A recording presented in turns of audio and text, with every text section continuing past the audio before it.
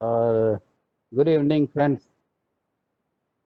ये जैसे बताया है तो good evening, good evening. Purpose of birth and death पढ़ रहे हैं। बहुत टफ बुक है, बहुत इम्पोर्टेंट भी है और बहुत गहरी है। इसको समझना आसान नहीं है, और जितनी बार पढ़ते हैं उतनी बार हमें उसके नए नए अर्थ मिलते हैं। तो अभी जो हम चैप्टर पढ़ रहे हैं, on awakening and keeping awake, ये तो पहले 2-3 बार हमने शिविरों में भी इसको पढ़ लिया था और समझने का प्रयत्न किया था। पर इस समय थोड़ी और अच्छी समझ के साथ हम इसको प्रयत्न कर रहे हैं। मतलब हर समय कुछ नया समझ में आता है। ये बुक की एक खास विशिष्टता है, इस तरह लिखी गई है कि हर समय आपको उसमें से कुछ नया मिलेगा। तो लास्ट टाइम हमने जो देखा था उसमें एक इम्पोर्टेंट पॉइंट थ्री फोर्सेस का था। तो थ्री फोर्सेस तो हमने समझ चुके हैं भाई। रजस तमस तत्व, ये थ्री फोर्सेस है। उसको हम ऐसे भी कह सकते हैं कि भाई जो एक अंदर इच्छा उत्पन्न होती है वो रजस है। उसके सामने जो रेजिस्टेंस आता है वो तमस है। और उसके बाद फ्रिक्शन आता है। तो फ्रिक्शन आता है तो तत्व बनता है। और इस तरह जब तीनों बनते ट्रायंगल होता है, तब वो चीज़ कंप्लीट होती है। अब हम जो डेली प्रैक्टिस करते हैं, रोजाना रिफाइनिंग करते हैं, फेस करते हैं, गायत्री करते हैं, तो उसमें भी हम ये थ्री फोर्सेस को हम इंक्लूड कर सकते हैं। तो जब हम रिफाइनिंग करते हैं तो कौन सा फर्स्ट फोर्स आएगा, मतलब कौन सी एक डिजायर या पर्पस, जो भी आप कहें। तो जब जब रोज हम रिफाइनिंग करते हैं तो हम थ्री फोर्सेस के साथ ही हम इसको कर सकते हैं। कोई वो ठीक है, नहीं तो खाली एक मैकेनिकल प्रैक्टिस हो जाएगी। तो उसमें पहला फोर्स जो है उसको जब हम शुरू करते हैं रिफाइनिंग, तो पहले से हमें एक पर्पस को याद करना है। और पर्पस क्या है रिफाइनिंग का? Purification of body brain system. ठीक है। तो जब रिफाइनिंग करेंगे तब purification of body brain system ये ध्यान में रख के फर्स्ट फोर्स का हम अ, उपयोग करेंगे, लाएंगे। या फेस करते हैं तो फेस के अंदर हमको ये देखना है प्योरिफिकेशन ऑफ नाड़ी चक्र, ये सब कुछ है। ये सब फेज एक्सरसाइज में आते हैं। हमारे अंदर जो चक्र है, एस्ट्रल बॉडी का क्लींसिंग जो है वो फेज एक्सरसाइज करती है। तो एस्ट्रल बॉडी के अंदर जो नाड़ी है, चक्र है, इनका क्लींसिंग के लिए और प्राण को शुद्ध करने के लिए जो हमारा पर्पज रहेगा वो फेज फेज फेज के अंदर ये रहेगा। तो ये हमारा फर्स्ट फोर्स बनेगा। या फिर गायत्री करते हैं सुबह में, रात को, तो उस समय हम क्या एक पर्पस बनाएंगे। गायत्री के लिए बहुत अच्छा शब्द है, दो शब्द है खाली, light and awareness, light and intelligence. तो जब गायत्री का हम अभ्यास करते हैं तो हमें वो लाइट मिलती है। लाइट मतलब कि एक हम अंदर देख सकते हैं, एक प्रकाश अंदर आता है, सत्व गुण का प्रकाश अंदर आता है और हम अंदर देख सकते हैं हमारे अंदर क्या चल रहा है। और इंटेलिजेंस मतलब बुद्धि, पर ये सामान्य बुद्धि नहीं है, प्रज्ञा। तो हम गायत्री से हम लाइट एंड इंटेलिजेंस को पा सकते हैं। तो इसको हम फर्स्ट फोर्स बनाएंगे। अब हो सकता है कि उस दौरान सेकंड फोर्स भी आए, क्योंकि फर्स्ट फोर्स आया है तो हो सकता है सेकंड फोर्स भी आएगा और फिर थर्ड फोर्स साथ में आएगा, तब वो कंप्लीट बनेगा। तो एक एग्जांपल देता हूँ। एक जो मेरे साथ हुआ था अभी कुछ दिन पहले। मैं जो शाम की प्रैक्टिस करता हूँ तो थोड़ा अंधेरा होता है तब करता हूँ। तो पर्पस तो था एक, ये फर्स्ट फोर्स तो था उस दौरान। फिर क्या होता है कि नॉर्मली हम थोड़ी देर के बाद विचारों में चले जाते हैं, तो सेकंड फोर्स आ जाता है। विचारों का आना, डे ड्रीमिंग, ये सब एक्सरसाइज के दौरान जब चालू हो जाता है तो सेकंड फोर्स आता है। तो उस दौरान सेकंड फोर्स भी आया, थोड़ा विचारों में चला गया। उतने में अंधेरा था, तो सामान्य तो अंधेरा होते समय फिर मच्छर बाहर निकल आते हैं और मच्छर परेशान करने लगे, तो मच्छर काटने लगा। जैसे मच्छर काटने लगा तो एक फ्रिक्शन आया, थर्ड फोर्स आ गया और एकदम जाग गया कि अरे मैं तो विचारों में चला गया हूँ, मुझे तो जागरूक रह के ये सब करना है। तो ये जो फ्रिक्शन थर्ड फोर्स है वो बहुत इम्पोर्टेंट है। और जब तक थर्ड फोर्स नहीं आता है तो फिर कंप्लीट नहीं होता है। तो फ्रिक्शन, नेचर हमें फ्रिक्शन देती है और फ्रिक्शन से हम जाते हैं और कुछ कर सकते हैं।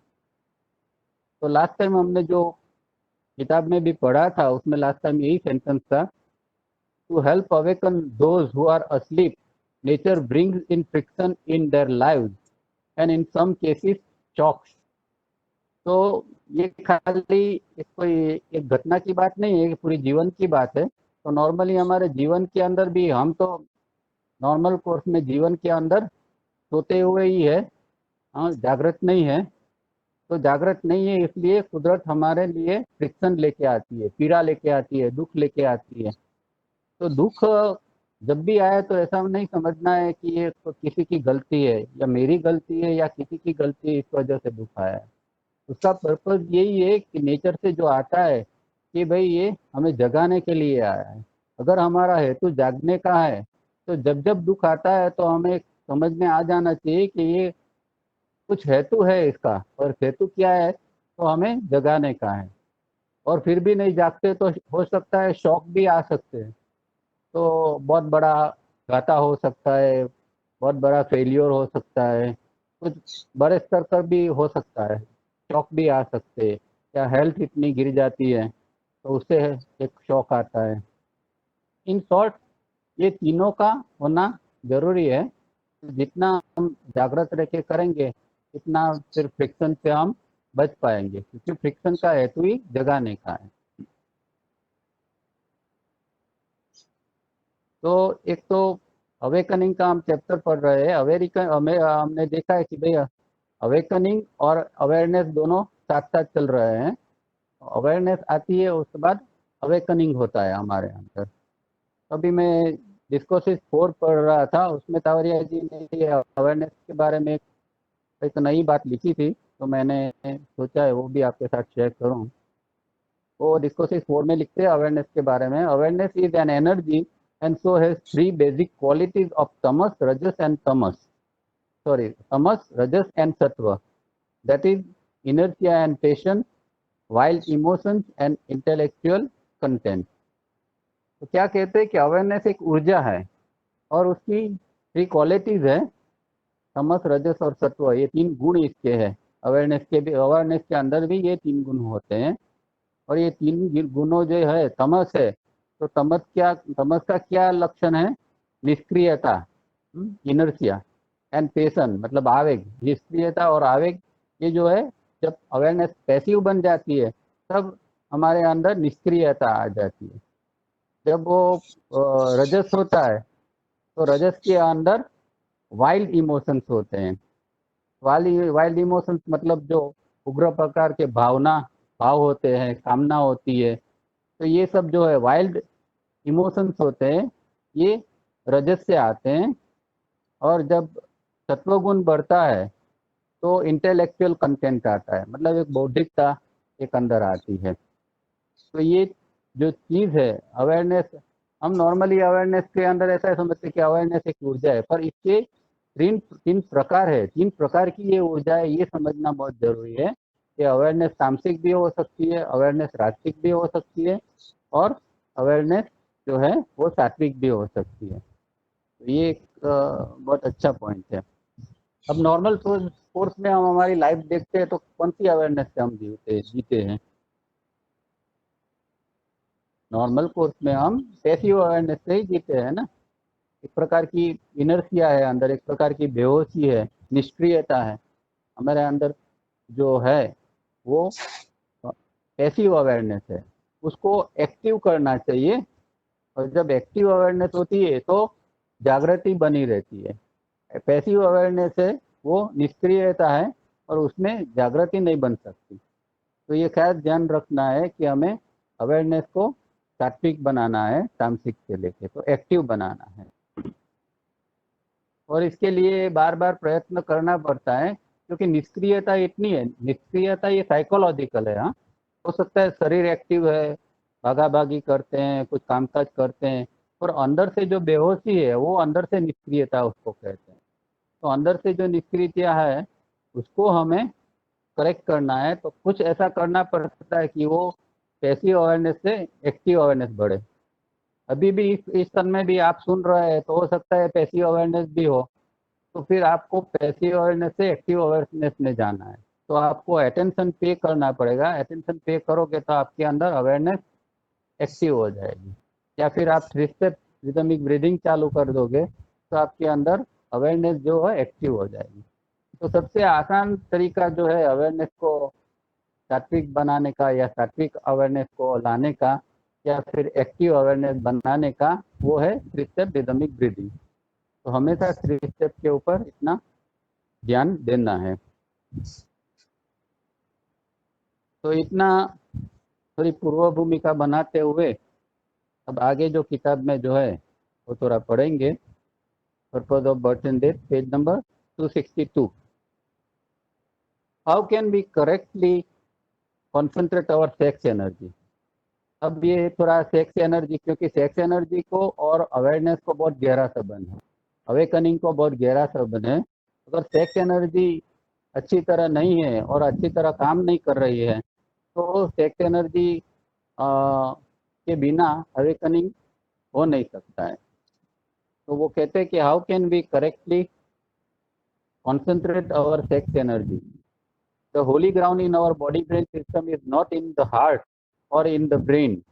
It is in the sex center, the area in the region of the perineum, that is the prana circulation at Muladhara Swadhisthana.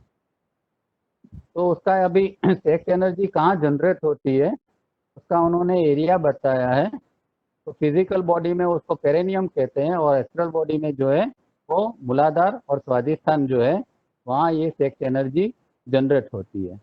वो ना तो हार्ट में होती है ना ब्रेन में होती है।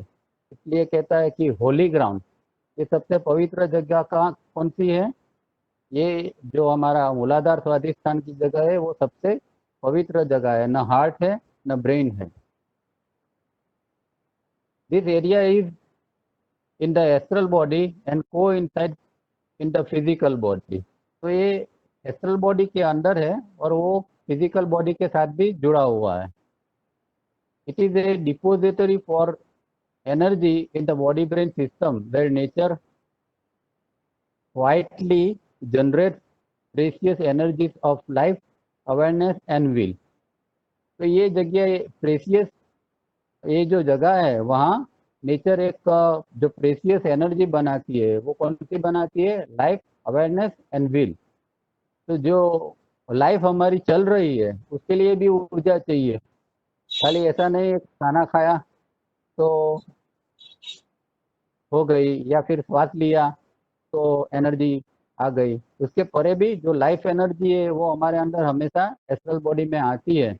उसके साथ साथ में अवेयरनेस की एनर्जी आती है। तो अवेयरनेस की एनर्जी आती है तो हम ये जीवन के लिए जो जरूरी जागृति है, मतलब कि नींद से जाग गए और फिर दिन भर में जो कामकाज करते हैं इसके लिए भी जो जागृति चाहिए, चाहे वो हम कहते हैं वो अजागृति नहीं है, जिसको हम अवेकनिंग कहते हैं वो जागृति नहीं है, फिर भी ये जागृति शरीर का उतना भी जरूरी है प्रवृत्ति के लिए, कामकाज के लिए। तो ये अवेयरनेस की ऊर्जा जब आती है तब ये बनता है। और विल माने कि संकल्प, ये तीनों ऊर्जाएं जो है ये यहाँ मूलाधार स्वादिष्ठान के पास बनती रहती है।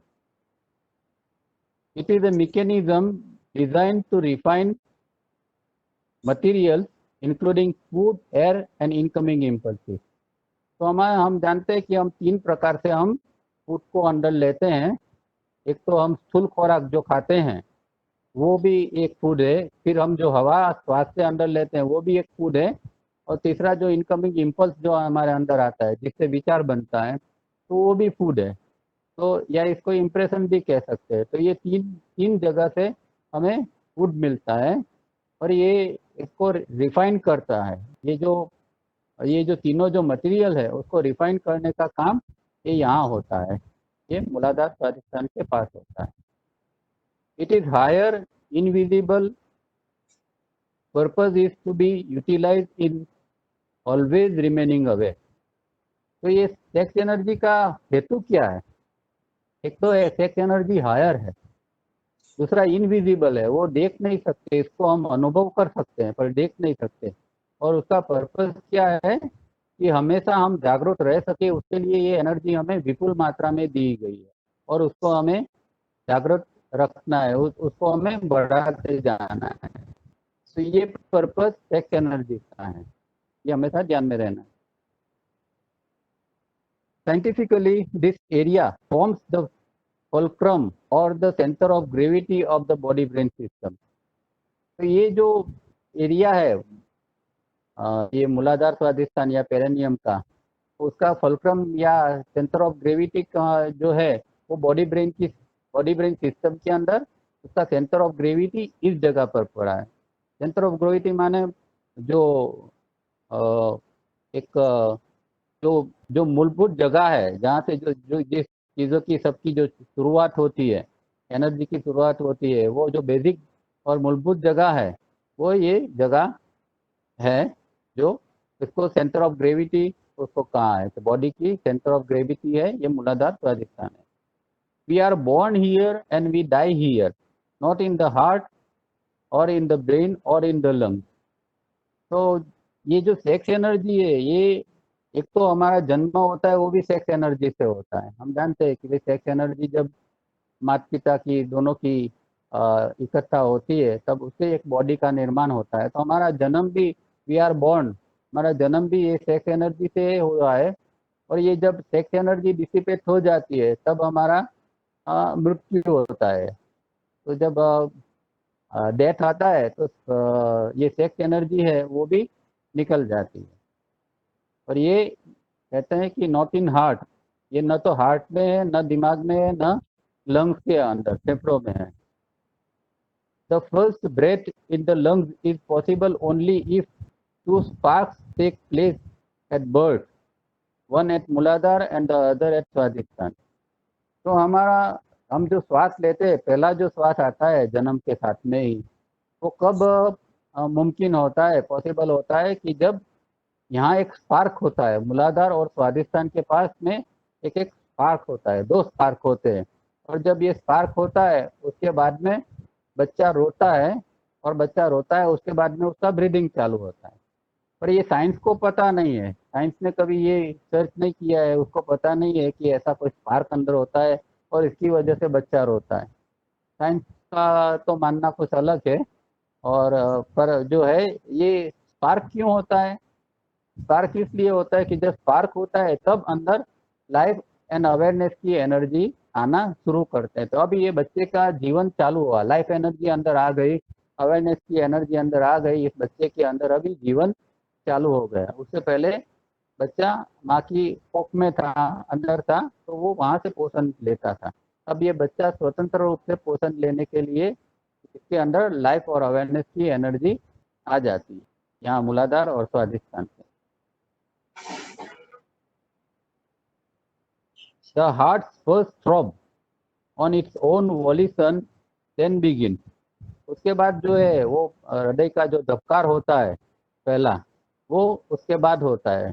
पहले ये स्पार्क होता है, उसके बाद में श्वास चलता है और फिर ये हृदय की गति चालू हो जाती है, हृदय का काम करना चालू हो जाता है।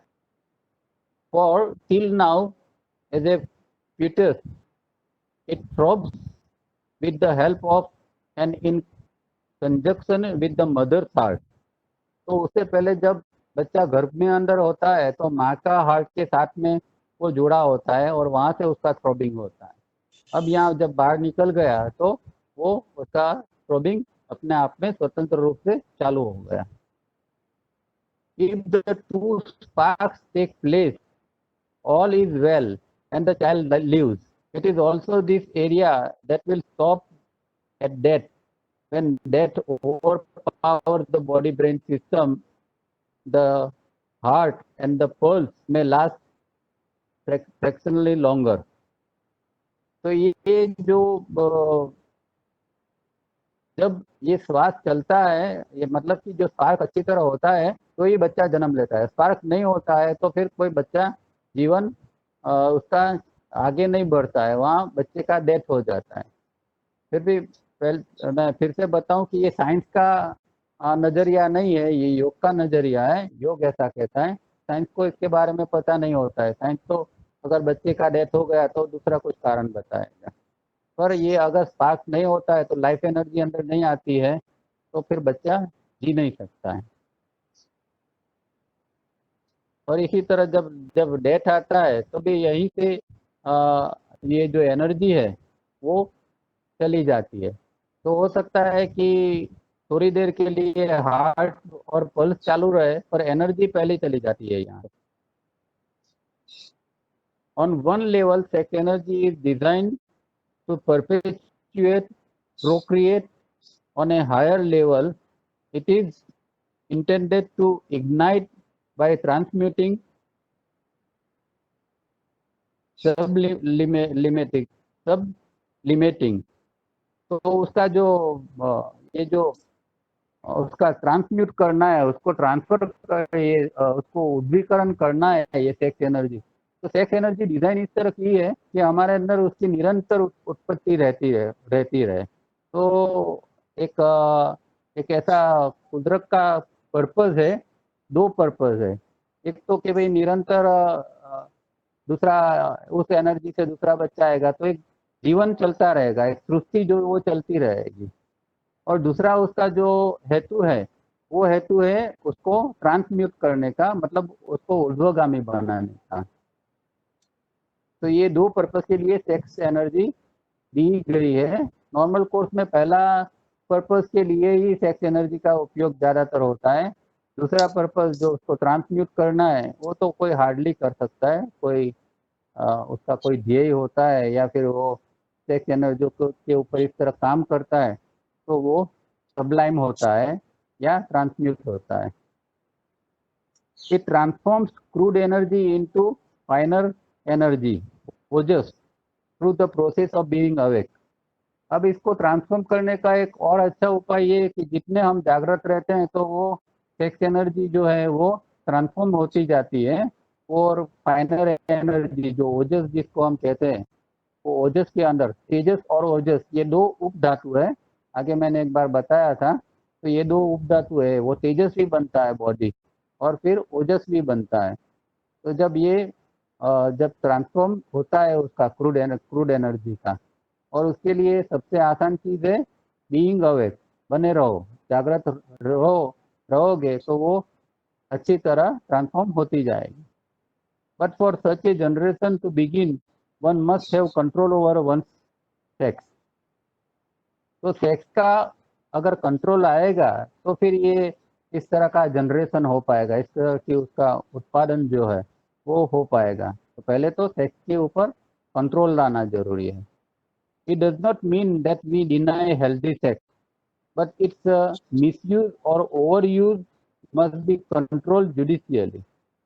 तो वो कहते हैं कि भाई इसका मतलब ये नहीं, कोई ये ब्रह्मचर्य की बात नहीं करते हैं या फिर उसको वो कहते हैं कि हेल्दी सेक्स को हम मना भी नहीं करते हैं, पर उसका मिसयूज या उसका ओवर यूज नहीं होना चाहिए। उसका उपयोग जो है जुडिशियसली होना चाहिए, एक विवेक के साथ उसका उपयोग होना चाहिए। Wrong work misuse sex energy.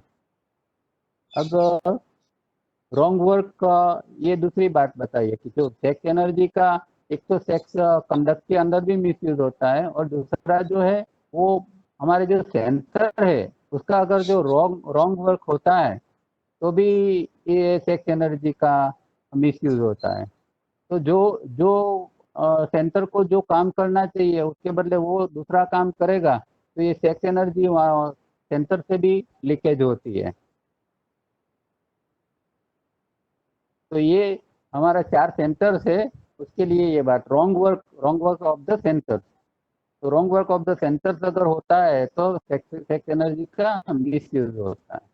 तो अगर जो इंटेलेक्चुअल सेंसर है उसको जो काम करना है तो वो वही काम उससे लेना चाहिए। फिर उसके अलावा उसके ऊपर दूसरा काम थोपोगे तो फिर वो सेक्स एनर्जी का मिस यूज होगा। One can profitably use sex energy by remaining awake for longer periods, preferably always। तो उसका सेक्स एनर्जी का अच्छा उपयोग तो यही है, प्रॉफिटेबल उपयोग तो यही है कि हम जितना ज़्यादा से ज़्यादा समय, लंबे समय के लिए जागरूक रह सके। और उसकी एक हैबिट बनानी पड़ेगी कि खाली हम पढ़ते हैं वो नहीं होगा। अभी आप सुन रहे हैं तो आप ट्राई करो कि कितना समय तक आप जागृत रह के सुन सकते हैं, विचारों में चले नहीं जाते हैं। आपके बॉडी जो है, आपका बॉडी का आपको भान रहता है।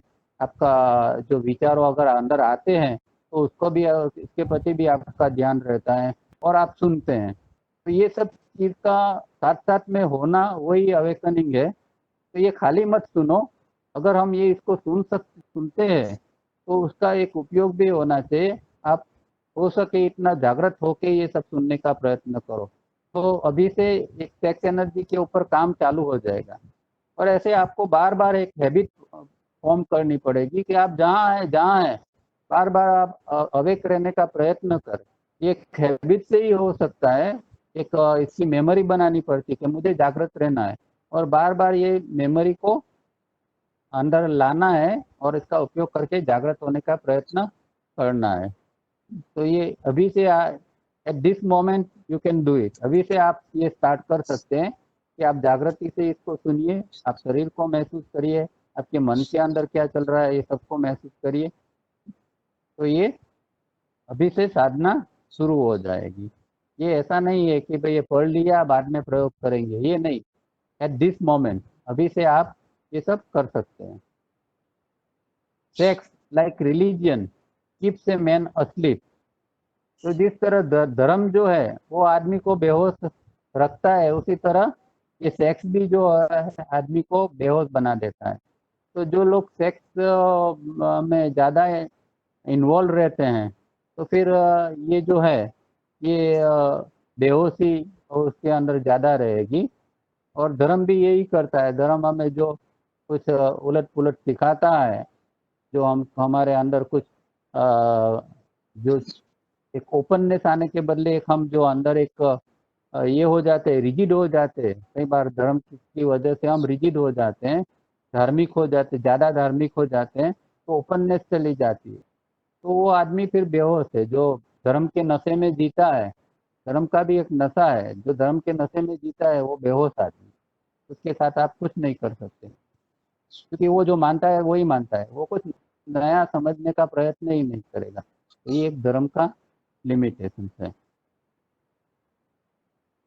In the awakened person, a finer and higher energy is processed here, the energy of essence of consciousness।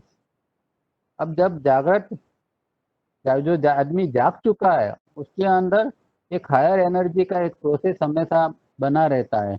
और वो कौन सी एनर्जी है, उसको टावरिया जी ने स्पेशल नाम दिया है, the energy of the essence of consciousness. मतलब चैतन्य की, सत्व की ऊर्जा, चैतन्य सत्व की जो ऊर्जा है वो हमारे अंदर हमारे अंदर भी होती है, पर जागृत व्यक्ति के अंदर ज़्यादा होती है। उसके 3 ग्रेड्स है। तो जो सामान्य आदमी है उसके अंदर ये energy of essence of consciousness है, वो 3rd ग्रेड से काम करती है। जो जागृत है उसके अंदर 2nd स्टेज में, और जो एकदम आगे है उसमें, उसके अंदर 1st स्टेज के अंदर भी ये, 1st ग्रेड के अंदर भी ये एनर्जी काम करती है। तो चैतन्य निसत्वनी ऊर्जा उसको हम कह सकते हैं। तो जितना बॉडी ब्रेन सिस्टम को अवेकनिंग में रखेंगे इतना ये एनर्जी फॉर्म होती जाएगी, और फिर आगे जाके उसका ग्रेड भी चेंज होगा। अब सावरिया जी कई बार लेक्चर में कहते हैं, हमने सुना होगा कि भाई आप 6 महीने ये सब प्रैक्टिस करते और एक बार 6 महीने में एक बार भी गुस्सा आ गया तो आपकी 6 महीने की एनर्जी निकल जाती। तो शुरू शुरू में जब मैं ये सुनता था तो मेरी समझ में नहीं आता था कि भाई 6 महीने में ये सब एनर्जी कैसे निकल जाएगी इतनी प्रैक्टिस की। फिर जाके जब ये energy of essence of consciousness का जब थोड़ा समझ में आया, तब पता चला कि ये जो बात करते हैं, ये अगर आप 6 महीने तक प्रैक्टिस करोगे तो इतनी कम मात्रा के अंदर ये energy of essence of consciousness बनती है, बहुत कम बनती है। और अगर 6 महीने के अंदर एक बार भी गुस्सा कर लिया और कोई गलत ये कर लिया, नेगेटिविटी में चले गए, तो जो एनर्जी इकट्ठी की है वो निकल जाती। तो ये एक अलग स्तर के ऊपर काम करने की बात है। ये energy of essence of consciousness जो है वो बहुत कम मात्रा में बनती है, और बहुत मेहनत करते हैं तब वो धीमे धीमे ज़्यादा बनती है। तो वो एनर्जी का वेस्ट होता है जब हम नेगेटिविटी में चले जाते हैं। इट इज़ नॉट कॉन्शियसनेस, ये कॉन्शियसनेस नहीं है, चैतन्य की ऊर्जा नहीं है, चाहे डायरेक्ट चैतन्य की ऊर्जा नहीं है, पर चैतन्य के सत्व की ऊर्जा है। It is the energy for the formation of essence. ये एसेंस का एक फॉर्मेशन, तत्व को बनाने के लिए ये एनर्जी है। In in between ground, between the body brain system and the self. तो हमारा जो स्व है और बॉडी ब्रेन सिस्टम है, उसके बीच के अंदर ये एनर्जी का फॉर्मेशन होता है। उसको energy of essence of consciousness कहते हैं। This substance which is process and which is actually the higher type of energy is sometimes called the essence। तो ये जो हायर एनर्जी है और हमेशा उसका जो प्रोसेस चालू रहता है उसका सब्सटेंस का, उसको द एसेंस भी कहा जाता है। मतलब एक तत्व, तत्व तो हम समझते हैं ना कि कोई चीज का जो एक एक सबसे एक बेस्ट जो उससे जो प्रोडक्ट आती है कोई चीज से, उसको हम सत्व कहते हैं। ये सत्व मतलब सत्व रजत तमस की बात नहीं है। ये सत्व का मतलब एक क्वालिटी है, एक एसेंस जो है वो एक क्वालिटी है, फाइनर क्वालिटी है। Some misunderstand essence as self, but remember it is an in between ground, the connecting link between the material and the spiritual aspect of a human being. तो ये कई लोग उसको, ये एसेंस को self भी मानते हैं, स्व भी मानते हैं। वो सही नहीं है। ये कहते हैं कि ये शरीर और आत्मा के स्व के बीच का जो एक इन बिटवीन ग्राउंड है, और वो मटेरियल मटेरियल और स्पिरिचुअल जो एस्पेक्ट है, दोनों आयामों के ऊपर उसका असर होता है। तो शरीर के साथ भी ये energy of essence of consciousness बनी रहती है, और स्पिरिचुअल में भी वो बनी रहती है। दोनों दो आयाम है उसके। Without formation of essence the body brain system can not wake up. अब ये महत्व की बात है, अगर ये एनर्जी नहीं बनती है तो फिर वेकअप होना, जागृत होना, थर्ड स्टेज के अंदर जाना एक मुश्किल काम है। तो जितना हो सके इतना हमें ये ध्यान देना है कि हमारे अंदर ये एनर्जी बनती रहे। और इसका एक ही उपाय है कि आप जितना नेगेटिविटी से बचोगे, इतनी ये एनर्जी ज़्यादा बनेगी, और ये एनर्जी जितनी ज़्यादा बनेगी इतना ज़्यादा आप जागृत रह पाओगे। तो उसका बेसिक यही है कि नेगेटिविटी से हमें बचना है, ताकि हम ज़्यादा से ज़्यादा ये एनर्जी को बना पाए। In the beginning stages it's quality is little. शुरुआत में वो बहुत कम बनती है, और जो हमारे अंदर होती है वो भी कम होती है।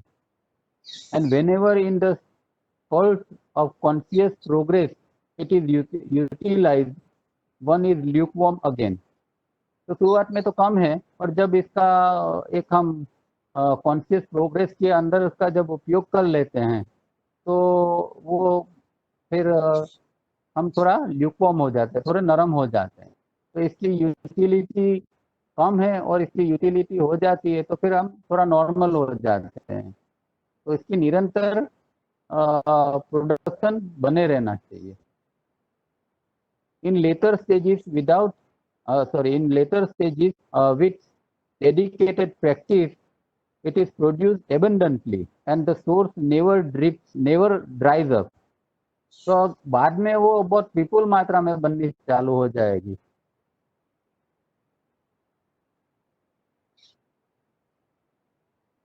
और जब वो विपुल मात्रा में चालू हो जाएगी, तब वो कभी भी ड्राई नहीं हो जाएगी।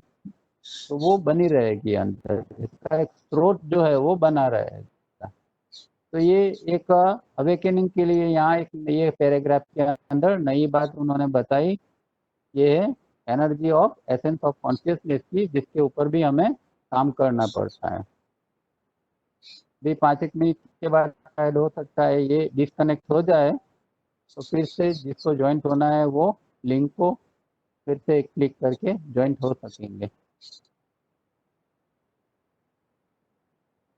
Conscious effort to awaken and regenerate this area would start the regeneration of higher energies, and when these energies reach the brain via the spine center, higher centers open and transformation take place in an individual.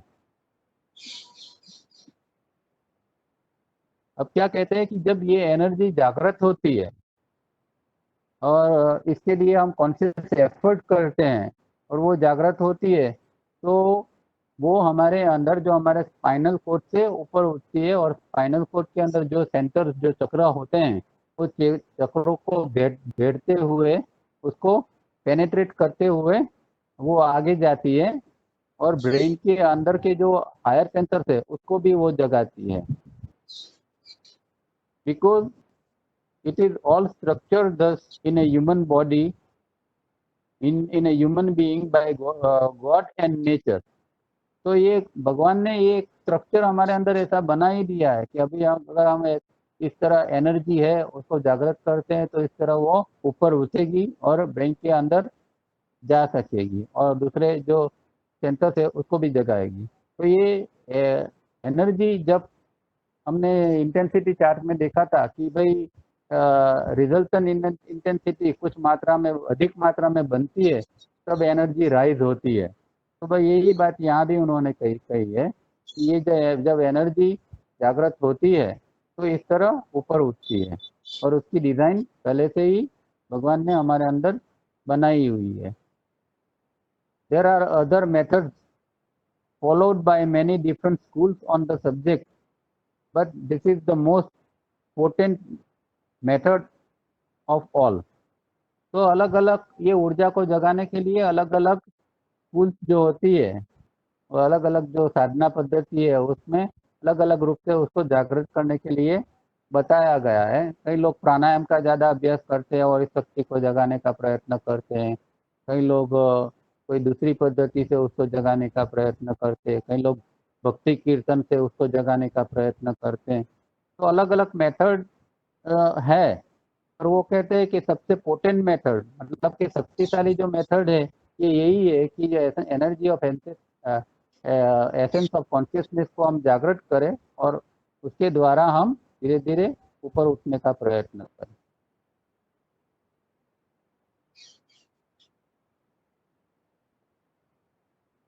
Remember, each human being is structured for transformation, but we have to make it happen.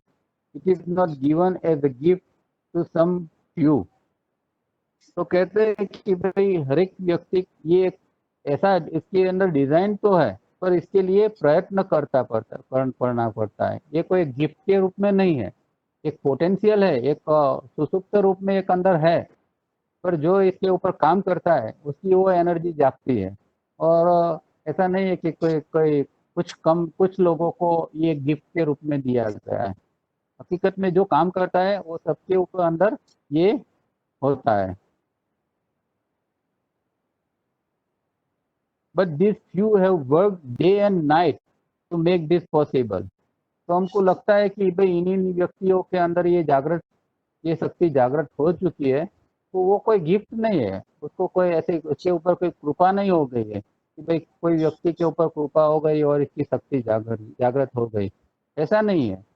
जिन जिन ने रात दिन मेहनत की है, अपने ऊपर काम किया है, साधना की है, कठोर तपस्या की है, उन लोगों की ये शक्ति जागृत होती है। तो ये समझना चाहिए। It gives natural control over A. memory, B. lower emotion, and C. negative state of mind and will generate essence. तो अगर ये एनर्जी जब काम करती है, जागती है, तो क्या होता है, किसके 3 चीज़ों के ऊपर हमारा कंट्रोल आता है। एक तो मेमोरी, मेमोरी का कंट्रोल होना बहुत ज़रूरी है। हम जानते हैं कि भाई जो मेमोरी से विचार बनते हैं और विचार हमेशा भटकता रहता है, तो हम कभी भी जागृत नहीं रह पाते। जागृति का सबसे बड़ा दुश्मन है विचार, और विचार का मूल में है मेमोरी। हम जब ध्यान करते हैं या जब करते हैं या और कोई भी प्रैक्टिस करते हैं, उस दौरान क्या होता है कि मेमोरी एक कुछ स्मृति में आ जाता है, याद आ जाता है, और जो याद आता जाए उसके साथ एसोसिएटिव थिंकिंग चालू हो जाता है, और फिर हम ये ड्रीमिंग में चले जाते हैं। तो मेमोरी एक सबसे बड़ा एक ऑब्स्टिकल है, उसके ऊपर कंट्रोल आना चाहिए। और जब ये एनर्जी जागती है तो उसके ऊपर कंट्रोल आता है। दूसरा, लोअर इमोशन। तो हमारा जो लोअर इमोशंस है, मतलब जो लास्ट टाइम हमने बात की थी सेंटिमेंटलिटी, तो सेंटिमेंटलिटी जो है लोअर इमोशन से, उसके ऊपर हमारा काम होना चाहिए, और इस एनर्जी से उसके ऊपर कंट्रोल होता है। तो लोअर इमोशंस आदमी के अंदर बहुत उसके उसके अंदर एक एक प्रकार का बैलेंस नहीं रहता है, वो आदमी इम्बैलेंस रहता है लोअर इमोशंस की वजह से। दूसरा, तीसरा है नेगेटिव स्टेट ऑफ माइंड। कई लोगों के अंदर उनका जो स्टेट ऑफ माइंड हमेशा नेगेटिव ही रहता है। उनका अप्रोच, उनकी बातों में सब कुछ देखो तो वो नेगेटिव ही सब भरे हुए होते हैं। देखेंगे तो चारों सेंटर उसके नेगेटिवली काम करते हैं। वो सोचते हैं तो नेगेटिवली सोचते हैं, उसके अंदर जो इमोशंस जागते हैं वो भी नेगेटिव इमोशंस होते हैं। उसका अंदर मूवमेंट होती है तो बॉडी ऐसे अकड़ा हुआ चलते तो ऐसे जैसे अक्सर चलते हैं। तो ये नेगेटिव स्टेट ऑफ माइंड हमेशा रिफ्लेक्ट होता है, बॉडी के ऊपर रिफ्लेक्ट होता है, विचारों के अंदर रिफ्लेक्ट होता है, और हमारे भाव के अंदर रिफ्लेक्ट होता है। तो इससे खास बचना है। और जब ये एनर्जी जागती है तो ये कंट्रोल अपने आप में आ जाता है। One must not identify and और involve oneself with one's negative state of mind and must practice 3SRB। तो जब जब ऐसा नेगेटिव स्टेट ऑफ माइंड बन जाता है तो 3SRB चालू कर दो। एक इतनी अच्छी प्रैक्टिस साहब ने दी है, तो उसका हम कभी भी उपयोग नहीं कर, राइट यूज करते ही नहीं है। सुबह में 5-10 मिनट, आधा घंटा बैठ के कर लेते, फिर दिन भर में जब जब नेगेटिविटी बनती है तब इसके सामने तो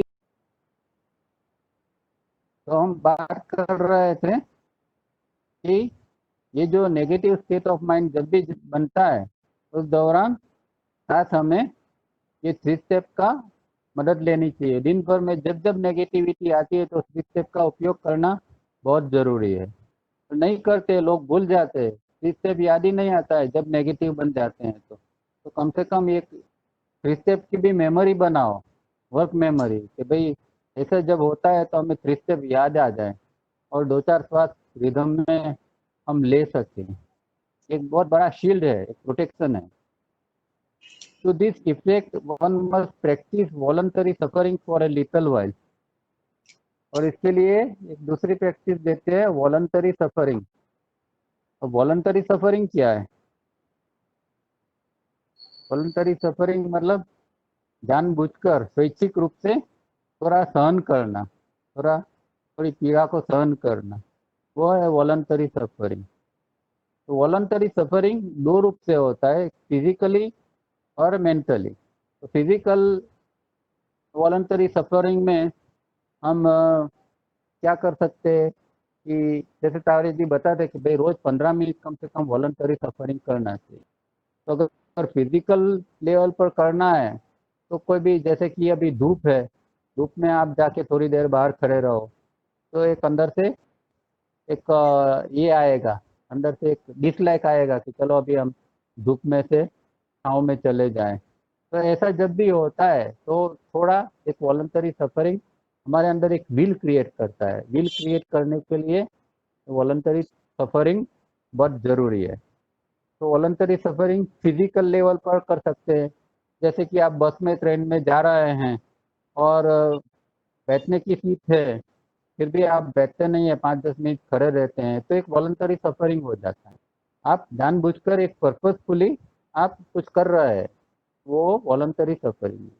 दूसरा, मेंटल लेवल के ऊपर भी हम वॉलंटरी सफरिंग कर सकते हैं। तो उसके अंदर जो चीज़ पसंद नहीं आती है उसको करना है थोड़ी देर के लिए, जो चीज़ नहीं पसंद है उसको करो। तो बॉडी ब्रेन सिस्टम थोड़ा इरिटेट होगा, तो इरिटेट होगा तो वो जागने की संभावना उसमें बन जाती है। तो ऐसा कुछ कर सकते हैं हम, जैसे कि कई लोग बैठे रहते हैं तो भाई चलने का, कई लोगों को चलने की आदत ही नहीं है, तो रोज चलने की आदत के लिए थोड़ा एक वॉलंटरी सफरिंग के रूप में 10-15 मिनट मुझे रोज चलना है, ऐसा एक वॉलंटरी सफरिंग बनाओ। या फिर जिनको खाने पीने का बहुत शौक है, तो कुछ एक चीज़ ऐसी छोड़ देनी चाहिए कि मैं ये चीज़ नहीं खाता हूँ, एक परहेज बनाओ। तो इस तरह हम वॉलंटरी सफरिंग अपने अंदर ला सकते हैं कुछ चीज़ों के लिए। और इसका हेतु मैंने कहा इस तरह बॉडी ब्रेन सिस्टम को थोड़ा इरिटेट करना है ताकि वो जाग पाए, नहीं तो वो सोता ही रहता है। उसको जितना आराम देंगे इतना वो सोता रहेगा। उसको बेहोशी, उसको स्लीप ही पसंद है, उसको जागना पसंद ही नहीं है, क्योंकि उसके अंदर उसको दिक्कत आती है। तो उसके ऊपर थोड़ा काम करने के लिए ऐसा करना पड़ता है। ये है वॉलंटरी सफरिंग।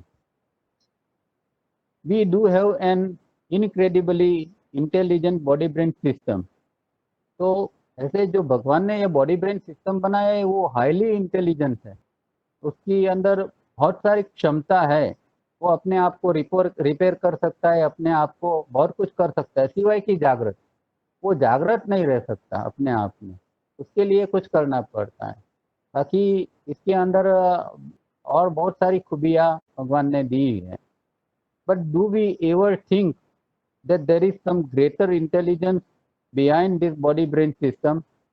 अभी बॉडी ब्रेन सिस्टम के अंदर जो इंटेलिजेंस है वो इंटेलिजेंस कहाँ से आती है? मतलब कि कोई और हायर इंटेलिजेंस है जहाँ से ये बॉडी ब्रेन सिस्टम के अंदर इंटेलिजेंस आती है और बॉडी ब्रेन सिस्टम अच्छी तरह काम करता है।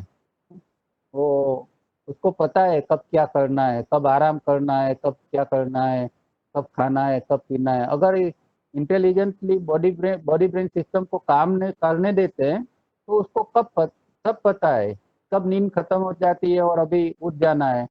फिर उसमें आलस नहीं होती है, या कब भूख लगती है अब खाना है, वो सब उसके अंदर एक इंटेलिजेंस पड़ी है। पर क्योंकि हम गलत हैबिट की वजह से उसको बिगाड़ते हैं, तो नींद खत्म हो गई फिर भी पड़े रहते हैं, भूख नहीं है फिर भी खाते हैं। तो इस तरह गलत हमारी एक हैबिट की वजह से बॉडी ब्रेन सिस्टम खराब होती है। बाकी तो ये इंटेलिजेंस है और उसके पीछे और एक हायर इंटेलिजेंस है। Still we must not under estimate our body brain system, especially its capacity for playing mischief. अब इसके अंदर एक और भी एक बुरी आदत है मिस्चिफ करने की। तो अ, जानबूझ के कई बार वो अपने आप को नुकसान करता है बॉडी ब्रेन सिस्टम। तो कई लोग होते हैं कि एक व्यसन के आदी हो जाते हैं। तो व्यसन एक ऐसी चीज है कि बॉडी ब्रेन सिस्टम को नुकसान करता है। ये अपनी एक मिस्चिफ है, बॉडी ब्रेन सिस्टम खुद मिस्चिफ करता है। उसको पता है कि ये चीज एक व्यसन है, ये एक चीज नुकसान कारक है, फिर भी वो उसको छोड़ता नहीं है, एक मिस्चिफ करता है और इससे उसको नुकसान होता है। तो ये एक बॉडी ब्रेन सिस्टम में एक ये भी एक नेगेटिव एस्पेक्ट है उसका। but it cannot remember itself because it thinks it has nothing to gain from it. अब ये बॉडी ब्रेन सिस्टम तो क्या है कि उसमें उसको मजा आनी चाहिए, उसमें उसको कुछ प्राप्त होना चाहिए। जब उसको लगता है कि इसके द्वारा मुझे कुछ लाभ होता है तो ही वो करने के लिए बॉडी ब्रेन सिस्टम तैयार है।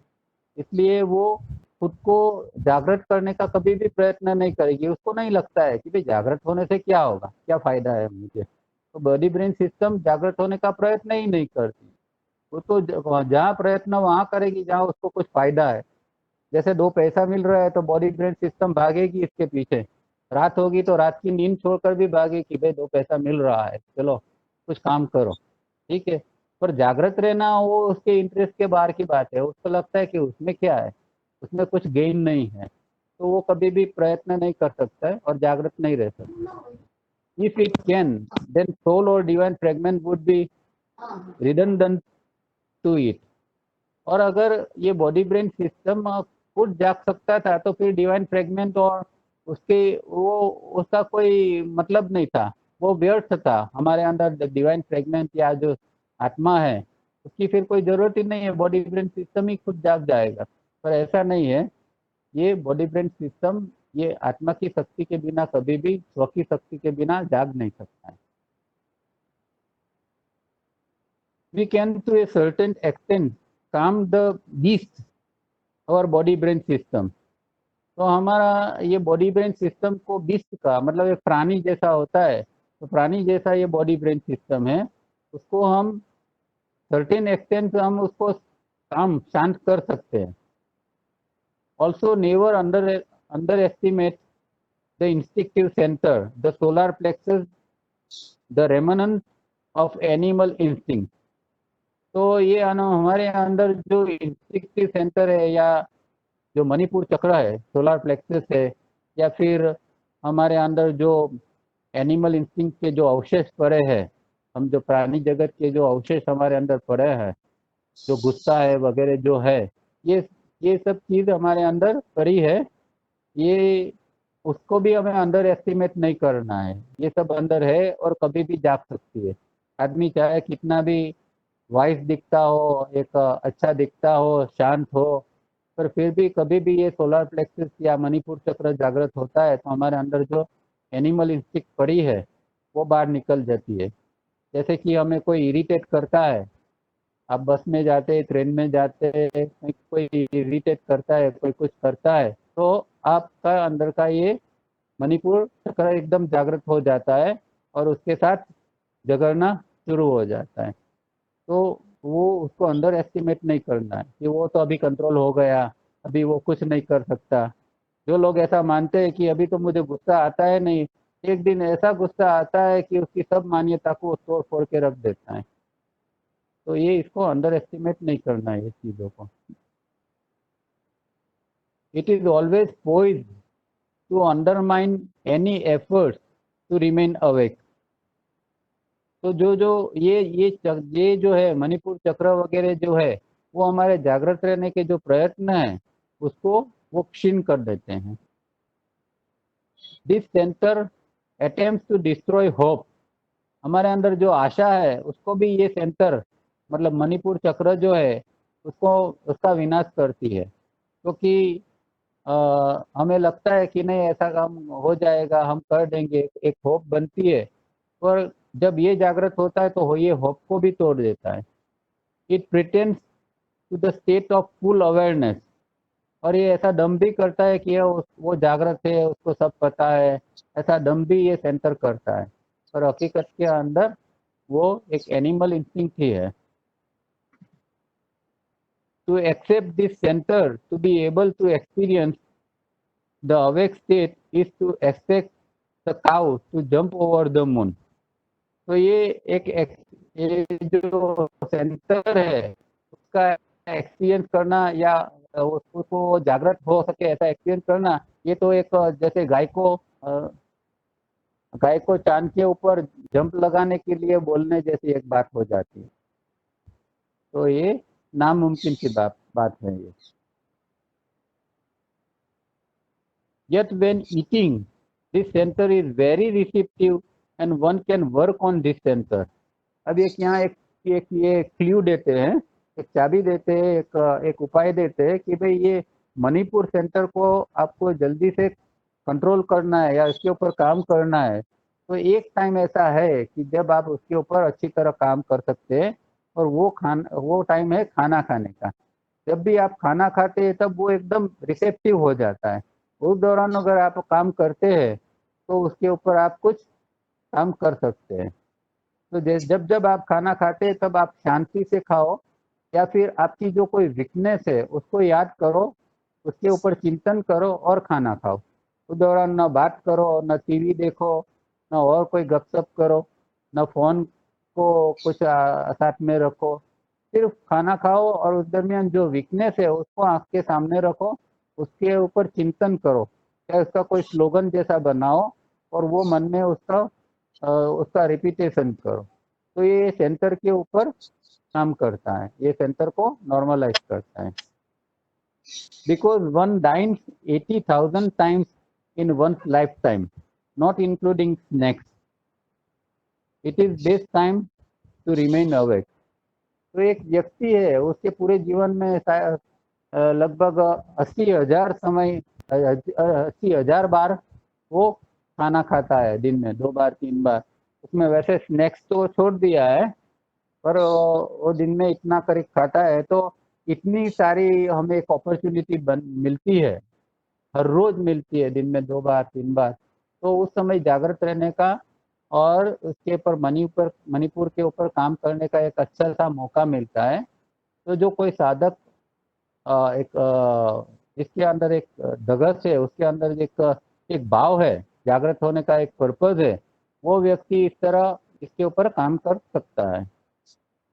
Perhaps this is why ancient wisdom required that while eating one must observe silence। तो पहले के जमाने में इसीलिए जब खाना खाते थे तो मौन पालन करना एक अनिवार्य हो जाता था। पहले जब लोग संगत में खाना खाते थे, बैठते एक साथ खाते थे, नीचे बैठ के, टेबल कुर्सी भी नहीं, नीचे बैठ के पालथी लगा के खाना खाओ और साइलेंस के अंदर मौन पाल के करो। और इससे पहले एक प्रार्थना करते थे, गीता का जो एक श्लोक है, शायद 15 अध्याय का जो अहम वैश्वा नरो भूतवा प्राणी नाम देहमाश्रित प्राणापान समायुक्त पचान हम चतुर्विधम। तो ये एक जो श्लोक था वो हमेशा लोग पहले बोलते थे। आज तो कुछ ऐसा रहा नहीं, जैसे बीच सामने आई और टूट पड़ते हैं सब। तो एक अंदर भाव क्रिएट करना चाहिए, साइलेंस लाना चाहिए। जो कोई वीकनेस है उसको आपको आंख के सामने लाओ और फिर खाना पीना चालू करो। But eating in excess prepares the body brain system for asleep. अब ये तो एक नक्की है, हम सबका अनुभव भी होता है कि जब ज्यादा अगर खाना खा लिया तो एक आलस आ जाती है। तो वो ऐसा हो ही नहीं सकता कि जिसके अंदर खाने का कोई ये नहीं है, विवेक नहीं है, और वो जागृत होने का कोई एक ये एम बनाता है या कोई एक लगता है उसको कि मैं जागृत भी रहूंगा। तो ये तो दोनों अपोजिट चीज है। आपको जागृत भी रहना है और आपको खाने पीने में कुछ नहीं संभालना है। जब चाहे खा लिया, जितना खा लिया, तो ये तो एक अंदर एक आलस लाता है। एक्सेस फूड जो है हमेशा आलस लाता है। तो खाने के लिए हमेशा ध्यान में रहना चाहिए। कई लोग खाना खाने बैठते हैं और उसको पेट भर जाता है, फिर भी उसको लगता है कि मैं और खा लूंगा। अभी मैं बॉडी ब्रेन सिस्टम में सैटर्न टाइप के लोग को पढ़ रहा था, तो सैटर्न लोग जो लंबे होते तो वो खा लेते हैं, उसका पेट भर जाता है, फिर भी उसको लगता है नहीं और मैं थोड़ा खा लूँ और मैं खा सकता हूँ। ये सैटर्न की एक वीकनेस होती है। तो हमेशा खास काम करना चाहिए कि एक्सेस फूड हमारे अंदर नहीं जाए। जितना जरूरी होता है इतना ही फूड बॉडी के लिए हमें लेना है। The Bible says for now we see through a glass darkly. तो बाइबल का एक कोटेशन यहाँ देते हैं कि for now we see through a glass darkly, which means that we experience the world through our body brain system as if through a dark glass that of false personality। तो हमारी जो false personality है ये जैसा dark glass जैसा होता है। जैसे कोई लोग गॉगल्स पहनते हैं डार्क ग्लास के, तो लाइट कम आती है। इस तरह ये हमारा बॉडी ब्रेन सिस्टम जो है वो एक फॉल्स पर्सनालिटी जो उसकी जो है वो इसका एक्सपीरियंस हम ये बॉडी ब्रेन सिस्टम का फॉल्स पर्सनालिटी के रूप में करते हैं। और फॉल्स पर्सनालिटी आगे हम देख चुके हैं फॉल्स पर्सनालिटी क्या है। फिर भी यहाँ कहते हैं कि false personality is a compilation of unconscious act acquired from other. मतलब क्या कि फॉल्स पर्सनालिटी में जो दूसरों द्वारा हमारे अंदर जो कुछ अजागृत कृत्य अंदर आ जाते हैं। जैसे कि कोई हमारी एक प्रेज करता है, हमारे अंदर कुछ हमारे लिए अच्छा अच्छी बात करता है, तो वो अजागृत रूप में हमारे अंदर आ जाता है और फिर माइंड उसको पकड़ लेता है। तो हमारे बारे में जो कुछ लोगों द्वारा किया या कहा गया, ऐसी चीज़ों को हमने जो इकट्ठा कर लिया है अंदर, वो सब चीज़ फॉल्स पर्सनालिटी बन जाती है। जैसे हमें नाम दिया गया, तो बचपन से नाम दिया गया तो हम नाम के साथ चिपक गए, तो नाम हो गया एक फॉल्स पर्सनालिटी। जब जब ये नाम, अगर कोई अच्छी तरह इस नाम को लेता है तो हमें खुशी होती है, अगर कोई इस नाम के साथ कोई बुरी तरह व्यवहार करता है या कुछ और गलत चीज जोड़ देता है तो हमें अंदर दुख होता है। तो नाम के साथ चिपक गई, ये हो गया फॉल्स पर्सनालिटी। या फिर हमारे अंदर और कुछ लेबल लग गए, कोई बोलता है डॉक्टर हूँ, कोई बोलता है वकील हूँ, कोई ये है वो है, ये सब फॉल्स पर्सनालिटी के पास है और ये सब हमने इकट्ठा करके रखा है। इसका पहले से इसको त्याग कर देना है हमारे अंदर। तो ये जो एक्वायर्ड है उसको निकाल देना है। The real part of us is strong. तो हमारे अंदर जो रियल पार्ट है, जो सच में जो है, हकीकत रूप में है, वो स्ट्रॉन्ग है, बाकी ये तो फॉल्स है। फॉल्स पर्सनालिटी है न्यूमरस मास्क। अब जैसे मास्क लोग पहन लेते हैं ना एक, इस तरह फॉल्स पर्सनालिटी के भी अनेक मास्क है। तो जैसे आ, एक डॉक्टर है तो वो डॉक्टर का मास्क पहन के डिस्पेंसरी में जाता है, एक एडवोकेट है वो मास्क पहन के वो कोर्ट में जाता है, एक टीचर है वो मास्क पहन के स्कूल में जाता है। तो इस तरह के अलग अलग मास्क फॉल्स पर्सनालिटी के हैं और हम ये पहन के ही जीते हैं। If frictions were not given by higher forces, one would remain automatic and asleep always.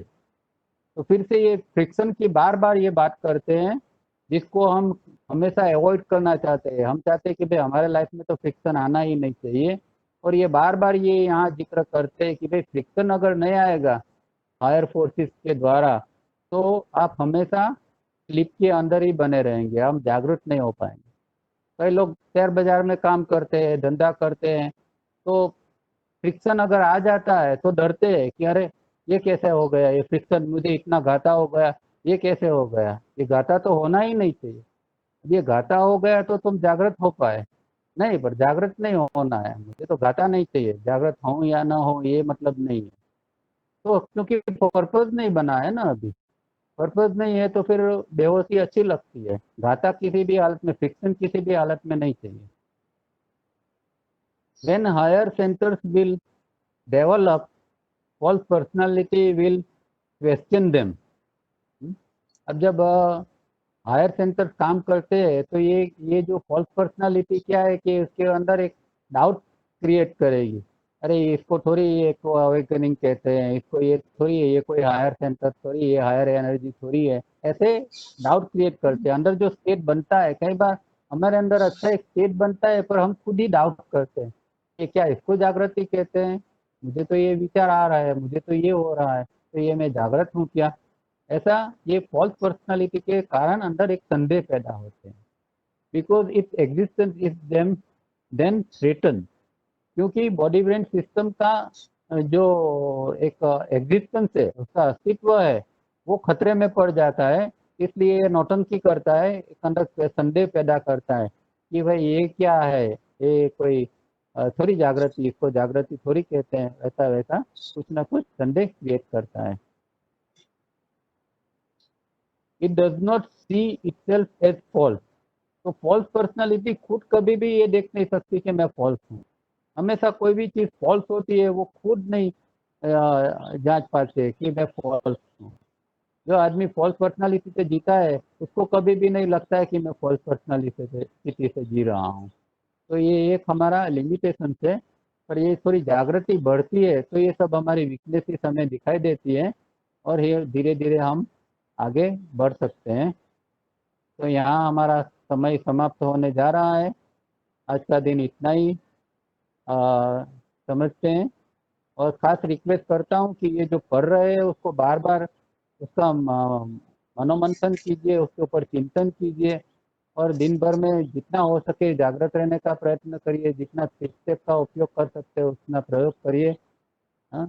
और जो फॉल्स पर्सनालिटी है उसको निकाल दीजिए।